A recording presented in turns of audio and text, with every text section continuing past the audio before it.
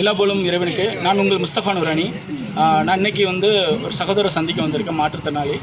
இவங்க பேர் வந்து கணேசன், சாரி தப்பாக சொல்லிட்டேன், சரவணன் இவர் பேர்.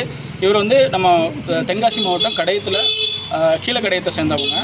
இவருக்கு வந்து பார்த்திங்கன்னா 2 குழந்தைங்க இருக்காங்க, 2 பசங்க இருக்காங்க. அதுக்கப்புறம் பார்த்திங்கன்னா இவர் வந்து முன்னாடி வந்து ஒரு 6 மாதம் முன்னாடி வரைக்கும் இவர் பார்த்திங்கன்னா ஒரு அதாவது வல்கனிசிங்ஸில் இந்த பஞ்சர் ஓட்டுறது, மெக்கானிக்கில் சப்போர்ட் பண்ணுறது, இந்த மாதிரி வேலையில் இருந்தாப்புல.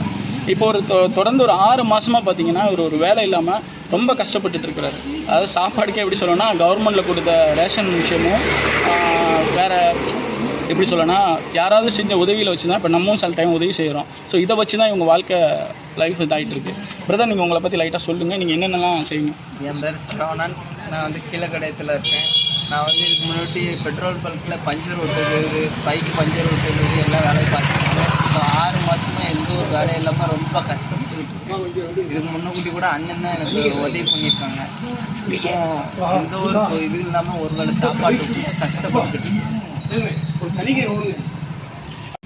இதை பார்க்கக்கூடியவங்க யாராவது இருந்தீங்கன்னா நேரடியாக நான் என்னோடய நம்பர் கீழே கொடுத்துருக்குறேன். அவரோட டீட்டெயில்ஸ் எதுவும் வேணும்னா நான் நேரடியாகவே அவங்களோட அக்கௌண்ட் நம்பர் அவங்களோட இது தரேன். ஸோ உங்களால் முடிஞ்சது இறைவனுக்காக நீங்கள் இவரோட அந்த மாற்றுத்திறனாளி குடும்பத்துக்காக உதவி செய்யுங்க. நன்றி.